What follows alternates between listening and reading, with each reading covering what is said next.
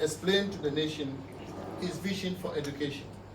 His commitment to continue the implementation of free senior high school is commendable. We also commend him for his commitment to continue President Akufo-Addo's drive to boost the tertiary gross enrollment ratio. Besides this, however, the vision espoused by President Mahama is uninspiring, exposing a profound education best practice and knowledge gap. Clearly, the President's speech lacked coherence and did not articulate clearly the role of education in the transformation of Ghana. Many of the initiatives announced are already being implemented with a high degree of success under the previous regime. Consequently, a number of reforms have taken place across all levels of education in Ghana, including tackling the learning crisis in the early years of education through the implementation of differentiated learning approach. In the face of COVID-19, teachers and other education workers came together and saved our nation from what could have been catastrophic learning losses. By working together, our primary 2 literacy jumped from 2% in 2015 to 38% in 2022. To equip learners with 21st century skills at the secondary level, the Ministry of Education, under Akufo-Addo's administration, had a total overhaul of the country's secondary education curriculum with a focus on improving national values, promoting STEM education, and preparing learners for the field of work. To make sure that our students meet global standards and participate in the fast growth of digitalization, advancing STEM education for Ghana's transformation was a key focus in our government. Thus, 13 STEM schools have been built across the nation. These include Awoso STEM Senior High School, Kwasi STEM High, East Legon STEM Academy, Passington STEM SHS, Bosenki STEM and Girls HSS, and so on. In addition to that, over 20 STEM centers have been built in existing schools across the country. Contrary to the assertion by the President that the Ghanaian education system is outmoded, we have rather enhanced our education system during the last few years. An education system that has introduced courses like biomedical sciences, engineering, aviation, manufacturing engineering, robotics, and so on. We have also built science and engineering labs across the country. This system of education cannot be described as outmoded. It cannot be described as outmoded. Robotics.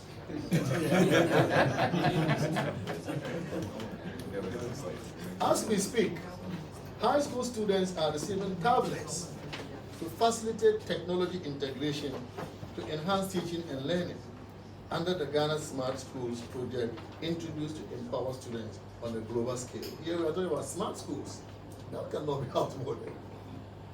Whilst His Excellency, the President, has outlined his vision for education and skills development, it is imperative to acknowledge the substantial progress made under the previous administration in transforming technical and vocational education and training in Ghana. In 2017, the TVET sector was uncoordinated, and some 17 ministries were engaged in some form of TVET regulation and delivery, and therefore made coordination across the landscape quite challenging, since each of the TVET institutions were taking direct instruction from their ministries and legislations. Almost all the workshops in the TVET institutions were filled with obsolete tools and equipment, and outdated curricula as well. The sector was not responsive to the needs of industry. The linkage between training providers and industry was very weak, which caused mismatches in the demand and supply. The Akufo-Addo-led government implemented bold reforms backed by significant investments to revamp TVET, ensuring it becomes a viable pathway for skills acquisition, entrepreneurship, and employment creation.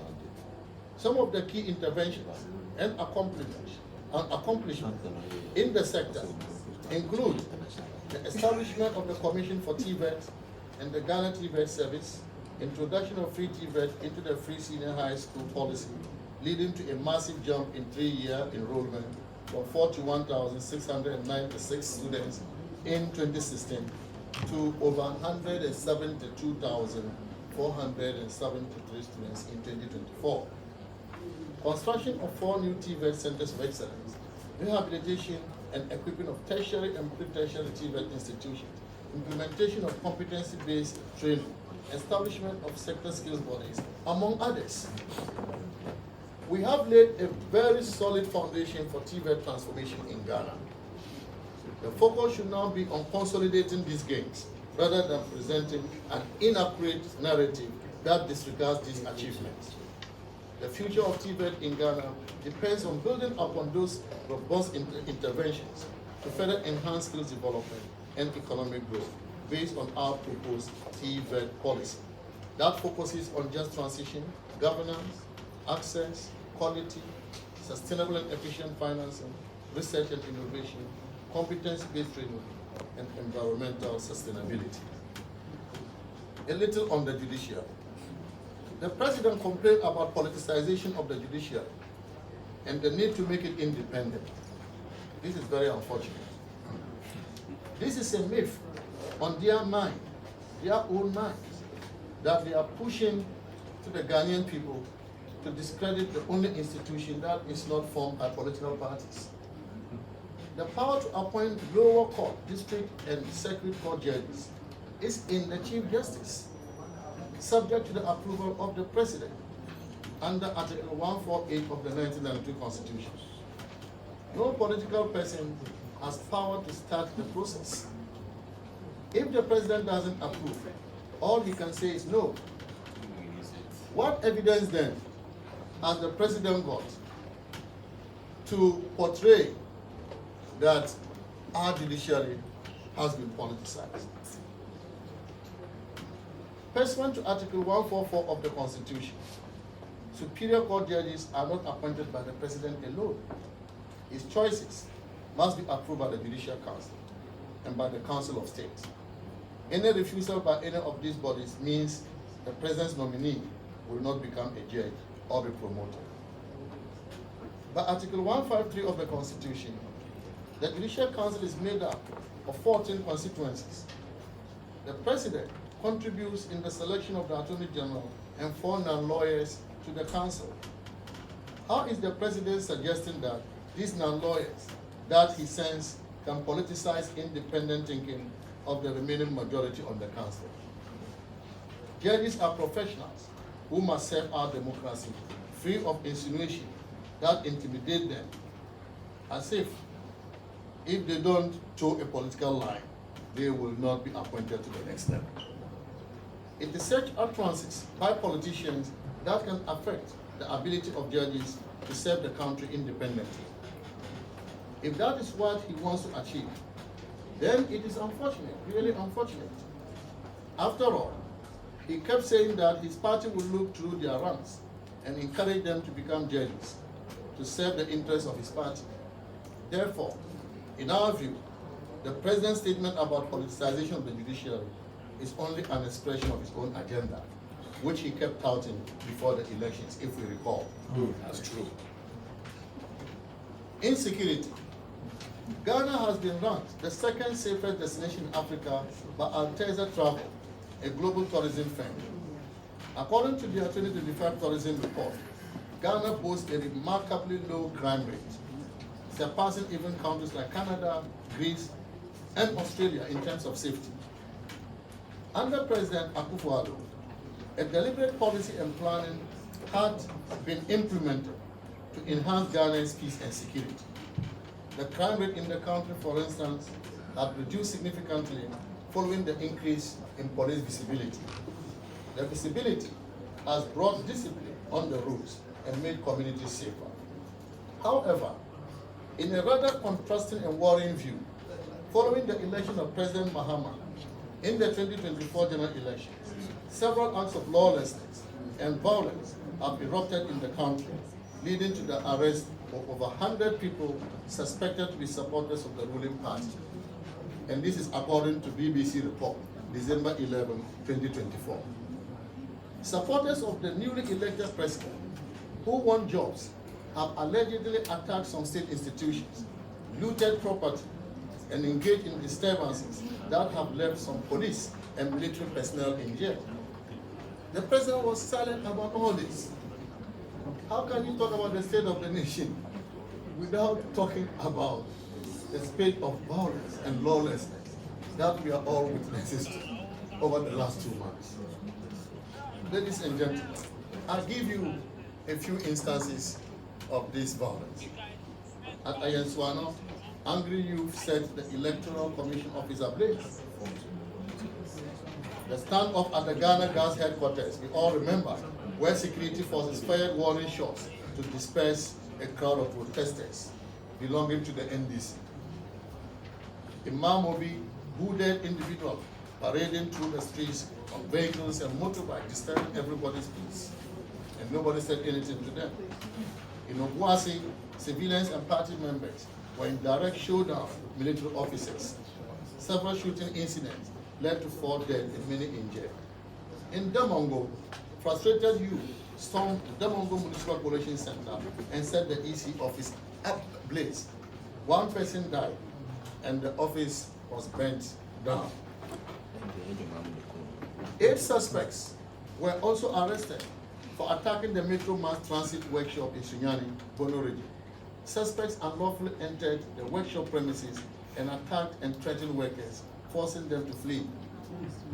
A wave of violence swept through Ejura police station as angry Zongo youth attacked a local police station, freeing suspects on remand and setting the police station on fire. The lifeless body of a final year biological sciences student of Kwame Nkrumah University of Science and Technology was discovered near the KNUSC Disability and Rehabilitation Center. The Council of State Elections in the Ashanti region descended into chaos as a group of unidentified thugs stormed the election center, disrupting the sorting and counting of ballots.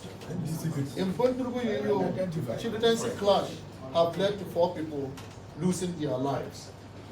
4 students were arrested at Wega Divisional Police Command after a clash ensued between some students of Christian Methodist Senior High School and local youth over a missing mobile phone at the school premises at Aplaku. 5 students sustained severe injuries, with several others suffering minor wounds after violence erupted during a peace ceremony between students of Boku Senior High School and Boku Technical Institute. 20 students from Salaga Senior High School in the East Godia municipality of the Savannah region have been arrested following a violent clash that left 1 person with multiple stab wounds. It is sad, ladies and gentlemen, to mention that because of the insecurity in our country, the Electoral Commission has not been able to conclude Afenyo Parliamentary election declaration.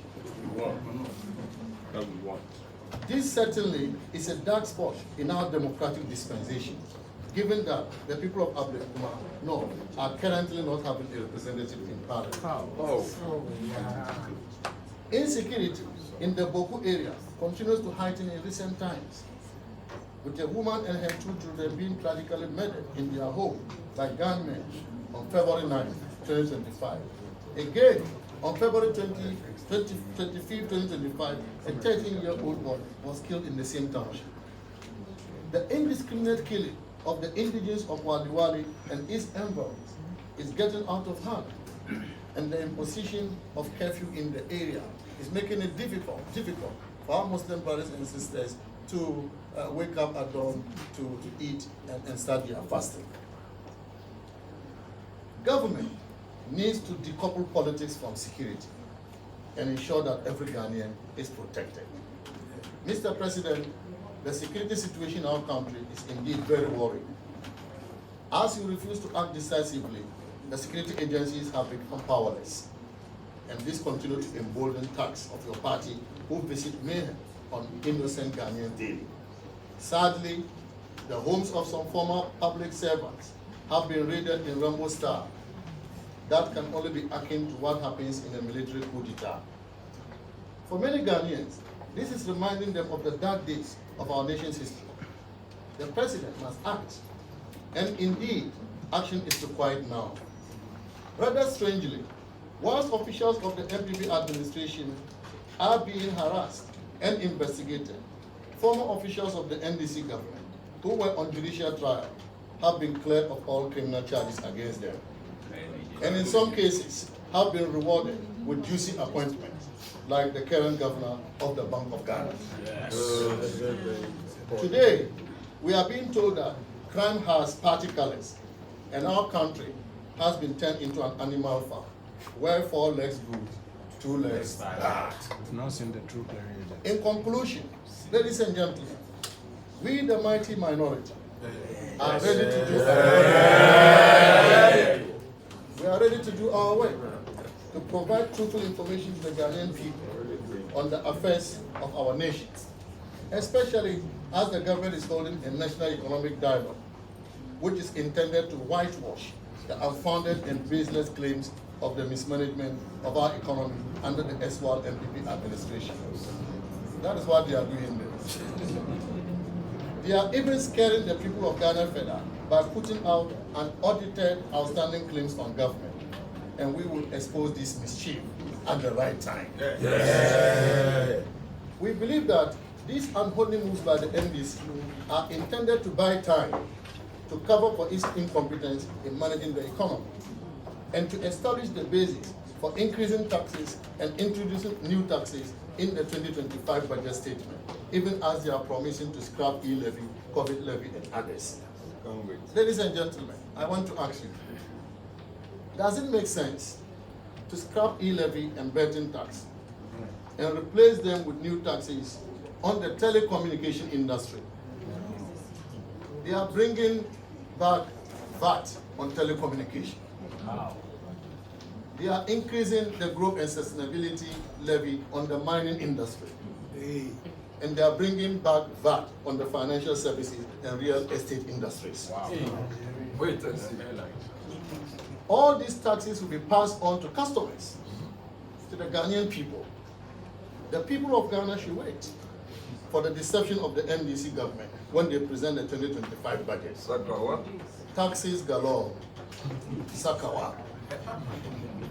This is how they intend to tax Ghanaians to collect their target of 200 billion Ghana cedis in tax revenues this year. This NDC government accused us, the NPP administration, of overtaxing the people of Ghana, because by the end of 2024, the NPP administration collected 152.9 billion Ghana cedis, and that was 17% tax to GDP ratio, taking it from President Mahama's 13% in 2016.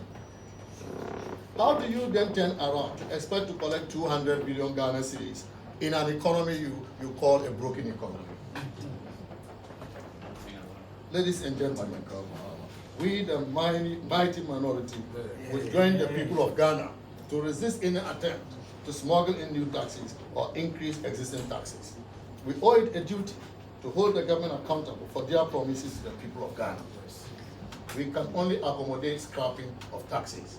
We cannot accept new taxes or increase taxes. Ladies and gentlemen, as a country, we have come a long way, working closely with our key stakeholders, including the IMF, World Bank, the African Development Bank, our bilateral partners, domestic and international investors, and more importantly, the Ghanaian people, who have sacrificed so much to see us get this far.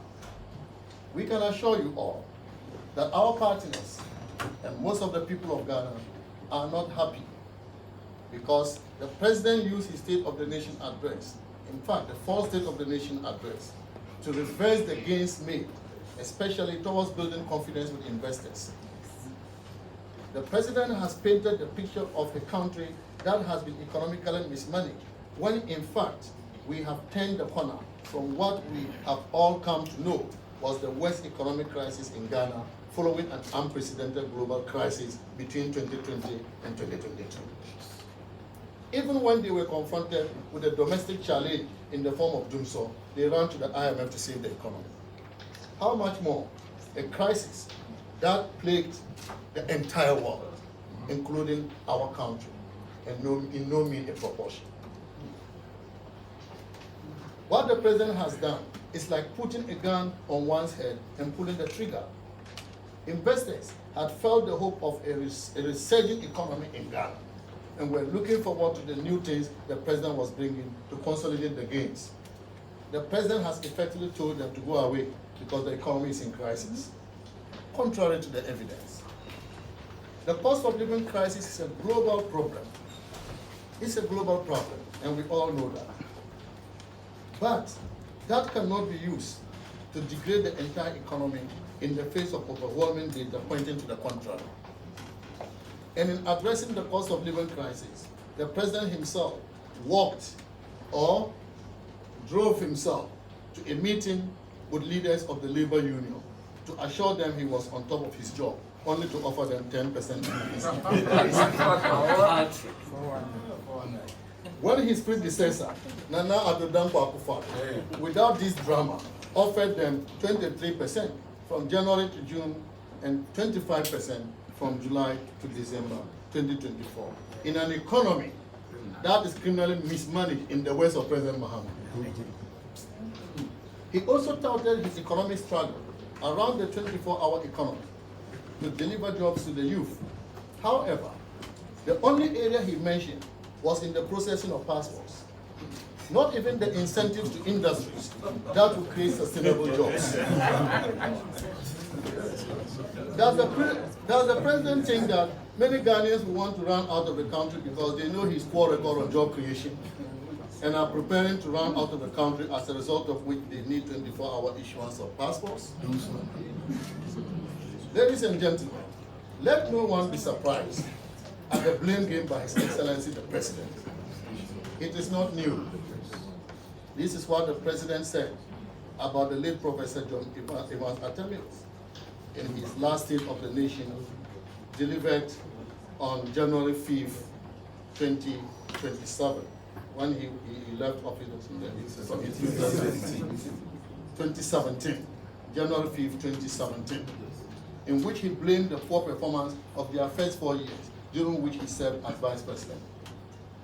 And I quote, Mr. Speaker, we inherited in 2013 an economy that was running a high deficit, with increasing inflation and interest rates. Mr. Speaker, we inherited in 2013 an economy that was running a high deficit, with increasing inflation and interest rates. It was also characterized by a rapidly depreciating currency. This unstable macro environment created an unfavorable investment environment for both indigenous and foreign capital, as well as investors. Our forum at Senchi was an attempt to forge a consensus for a homegrown fiscal consolidation program. The Senchi outcome eventually became the basis for the IMF Extended Credit Facility Program we are implementing. Unquote. This is President Mahama's statement about the government he served as Vice President. So, ladies and gentlemen, it appears we are back there. We are back there with another round of blame game. And don't forget, and another national economic dialogue. One of Ghana's recent publication, Summary of Economic and Financial Data, January 2025, provides very rich information about the performance of the financial sector.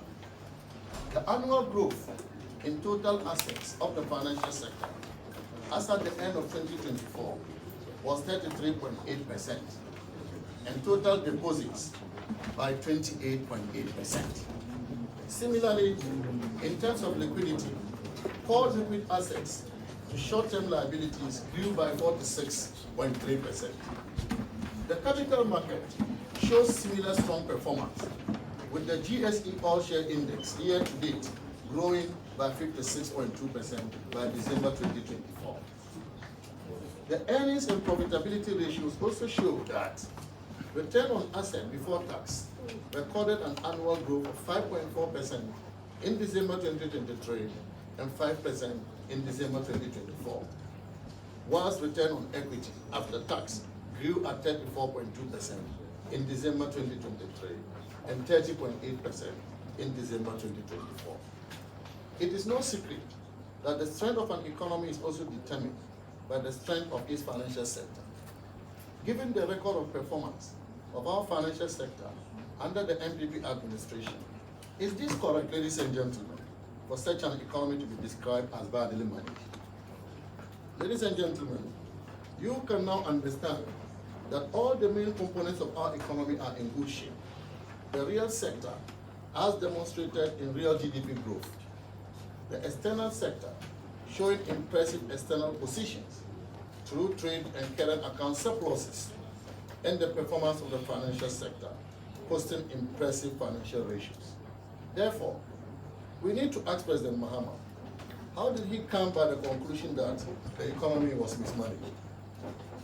Ladies and gentlemen, the president tried to scare the Ghanaian people about the country's debt service obligations for the next 4 years, which according to him will amount to 280 billion Ghana cedis, comprising 150 billion Ghana cedis for domestic and 130 billion Ghana cedis in external debt servicing. Government, at every time, provides for debt servicing obligations, and the president is aware of this. We expect the president to mobilize the funds and stop complaining, such as what every government in Ghana has done to service our debts. The MPP did that when he left us with debts in 2017.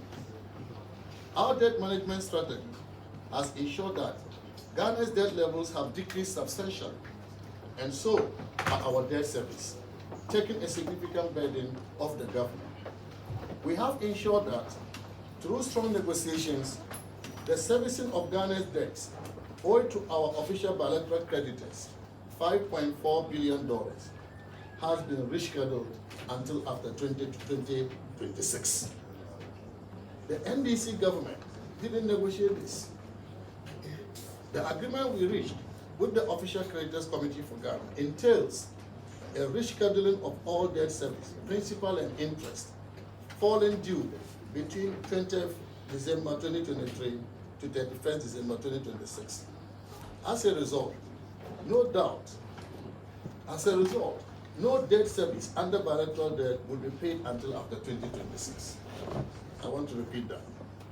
No debt service under bilateral debt will be paid until after 2026, including the debt we didn't pay in 2023, since we declared the debt standstill. This was negotiated by the MPP government, that we will not pay our debts to our official creditors until after 2026. Ladies and gentlemen, the rescheduled amounts to be paid are expected to be repaid in 16 years and in 17 years respectively after their contractual due date. We'll start servicing after 2026, but the amount we are rescheduling between 2023 and 2026, we won't pay them at all until after 16 and 17 years when their contractual due date have expired. This is the work the MPP government has done. Delays in payments will be compensated for by interest accruing on the amounts at concessional rates ranging between 1% and 3%. This offer applies to all our official bilateral creditors and ECA-backed facilities signed and disbursed before end 2022. Ladies and gentlemen, as you can see, this provides breathing space for the new government. The MPP is not in government to benefit from this. It's breathing space, significant breathing space for the new government. Yet President Mahama will not talk about that. In addition, the debt service relief from this negotiation stands at $2.8 billion, which the government of Ghana would have paid but which now stands as savings to the country. Again, President Mahama will not talk about this. Even with such a great work done by the MPP government, the president could not acknowledge it. Rather, he sought to take an end credit for it when he stated in his address, and I quote, "We signed a memorandum of understanding with our official creditor committee to formalize the debt treatment agreed upon with official creditors. This marks a crucial step towards Ghana's restoration of long-term sustainability. The agreement would enable financial resources to support and strengthen economic recovery," unquote. I say to Mr. President, you did not sign any MOU. What Ghana needed to do to reach an agreement was to express consent to the terms of the MOU in writing. This was done on 12 January 2024 to reach an agreement in principle, later firmed up after further negotiations in June 2024, which paved way for the second successful review of the IMF program implementation. The OCC members, the participating creditor countries, 25 of them, were those required to sign up individually, which all of them did, except 3 countries that delayed because of their long internal processes. These countries finally signed up in January 2025, and that is why President Mahama wants to take credit for this. Mr. President, you played no role in this. Apart from the rich scheduling of debt service and savings from the negotiations with our official bilateral creditors, we also achieved debt cancellation, outright debt cancellation of almost $4 billion United States dollars. An additional debt service relief of $4.7 billion United States dollars through our negotiations with Ghana's Eurobond holders. This has reduced our debt levels, our public debt levels, from 78% of GDP to 72% of GDP. In fact, from September to October 2024 alone, our debt levels reduced by 68 billion Ghana cedis. It is instructive to note, therefore, that with a total public debt level of 721 billion Ghana cedis, which President Mahama was talking about, which is 72% of GDP, our record on debt stability is better compared with President Mahama's debt to GDP ratio of 73.1% by the end of 2016 when he left office. This, therefore, does not give the President a good standing to teach us lessons on debts. The energy sector debt at the beginning of 2017 stood at $2.5 billion. According to the Ghana Energy Sector Recovery Program, the energy sector was badly managed by President Mahama to the extent that the debts could reach $12 billion in 5 years if nothing was done about it. President Akufo-Addo ensured that this did not happen, and we ended our administration with $2.4 billion debts in the energy sector, less than the $2.5 billion we inherited from President Mahama in 2016, and notwithstanding the fact that President Akufo-Addo kept the lights on. Yeah. The MPP administration kept the lights on by spending $6.2 billion in the process over 7 years, with 2024 expenditure on energy alone standing at $1.4 billion. It is important to state also that the bulk of the ECG debts the President referenced in his address came from excess capacity payments because of take-or-pay energy contracts signed by President Mahama. These payments could not be reflected in electricity tariffs because PURC allows for only the cost of energy consumed to be in tariffs and not the cost of contracted energy. This is what resulted in the debts. And so we ask, as we often do, now who caused them? President Mahama should have been the last to come talking about energy sector debts, when the bulk of the debts were caused by deals that he signed in his previous administration.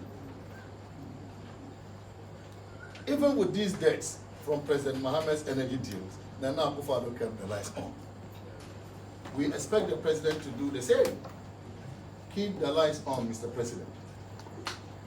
The President refers to some 55 stalled projects funded from external resources. because of non-disbursement of $2.9 billion, pales in the shadow of the savings we have made for Ghana, which is going to be a beneficiary of anyway. The consequent savings Ghana is making through the rescheduling of the debt service in respect of this project shows that our debt management strategy was masterstroke. The reason the president must applaud us rather than doing politics on it. We wish to state, without any equivocation, that unlike the NDC, the MPP administration borrowed to develop our country. By the end of our administration, we increased the size of GDP by $20 billion and created 2.3 million jobs in 8 years, the highest job creation of any government since independence. This contrasts with the previous Mahama administration, which supervised a contraction in GDP by $10 billion between 2013 and 2016. The president's assurances to bondholders about his commitment to honor matured coupons is good.